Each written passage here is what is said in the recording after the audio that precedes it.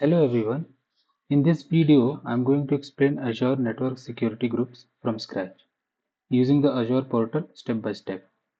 We'll start by understanding what an NSG is and why it exists. Then we'll look at default security rules, and finally we'll do a live demo where I create my own NSG rule and test SSH access to a VM. If you're learning Azure, preparing for certification, or just want to understand real-world cloud security basics, this video is for you. Now, whenever you create a virtual machine in Azure, the very first question you should ask is who can access this VM and from where? That's exactly what network security groups or NSGs are used for. Now let's dive into Azure Portal and get started. So I've already created a resource group for this demo. I'll search network security groups here, okay, and then I'll create a network security group. I'll use the already existing resource group, and energy I will give as energy day. I'll keep the region as Central India, review and create. We'll wait for the validation to finish. After that, we'll click on create, and we will wait for the resource to be created.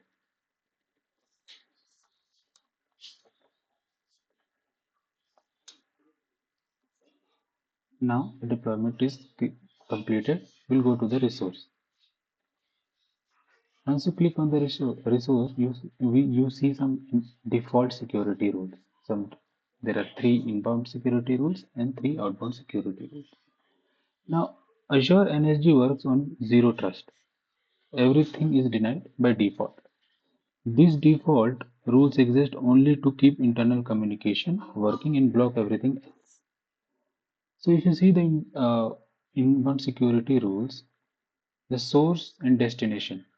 If the source is a virtual network and the destination is a virtual network, I mean the communication within the virtual network, within the VM, within the virtual network is allowed between two VMs. Also, the communication between Azure load balancer and the VM is also allowed, because if your VM is a part of a load balancer backend, the load balancer should be able to check the health of that VM. So, and any other traffic within the virtual network, inside the virtual network, if it is not allowed, is denied by default. Similarly, we have the outbound security rule. So two VMs within the virtual network can communicate with each other. The allow internet outbound. This is the rule which allows the VMs to get updated. The sudo apt update command on a Linux VM works because of this rule. Any other traffic is is denied if it is not explicitly allowed. Okay, so if you see, so to summarize, the allow VNet inbound and allowed VNet outbound, right, is for internal communication. The load balancer inbound is for health probes. Allow internet outbound is for updates and downloads. And deny all is the security baseline.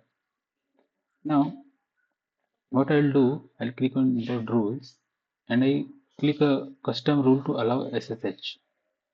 Okay, so I'll click on custom rule and the source will be my IP address, the IP address which is currently on, which is the IP address of my laptop.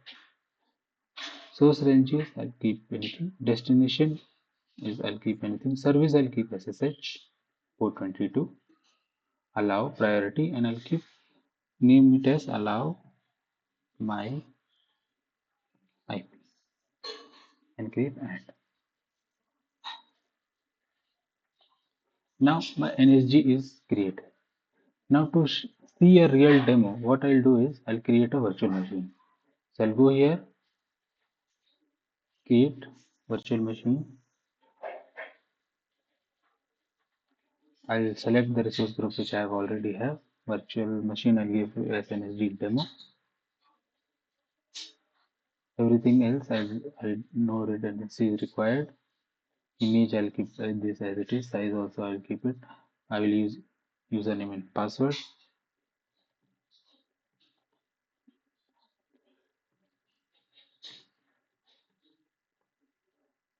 I'm just selecting any random password. Then I'll go to next. For the disk, I'll keep whatever is the default. For networking, I want to keep this network NIC security group to be none, because we will associate the NSG which we created previously.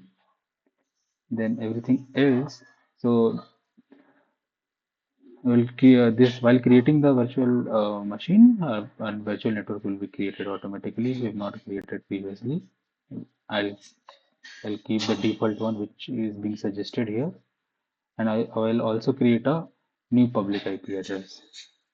Okay, I'll keep the default. Okay, now let's review and create.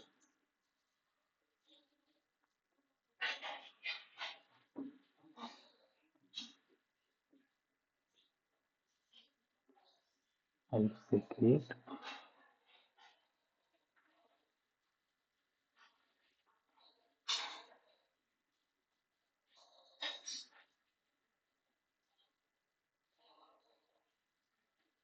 I wait for the deployment.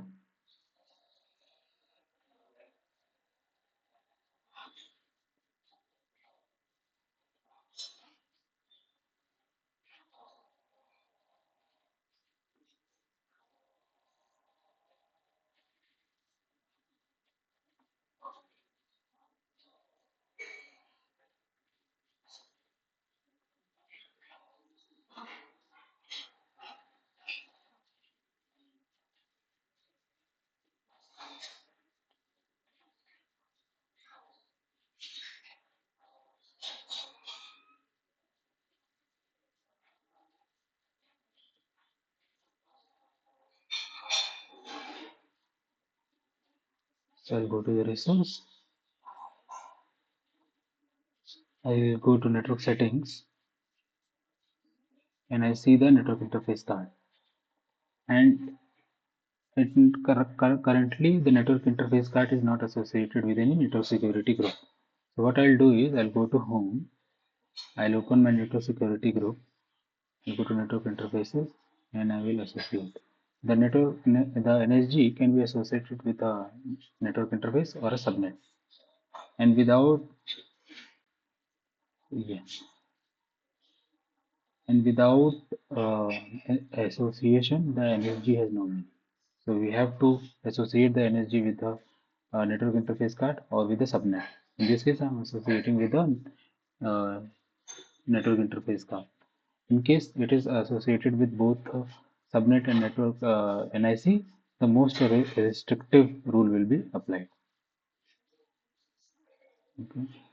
So now my NSG is associated with the network interface cards, and again I'll go to the VM.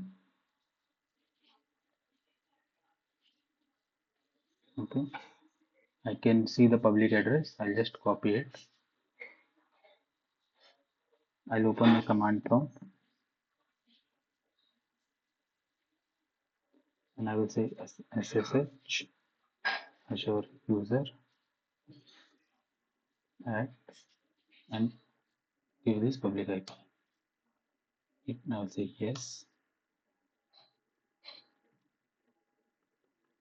I'll enter the password, and I'm able to log into the VM. Now I will exit, and what I will do is, and I will go to the NSG and delete the rule for SSH. I'll click NSG. I'll delete this rule.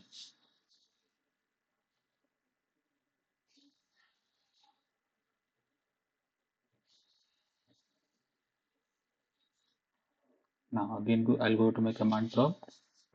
I'll give SSH.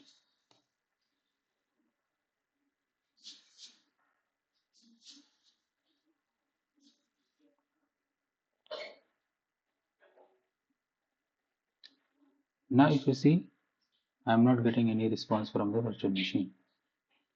So this is how NSG can be used to allow or deny traffic to your virtual machine. So I hope this video was helpful to you. And if you want me to create such videos in future, please do like and subscribe my channel. Thank you.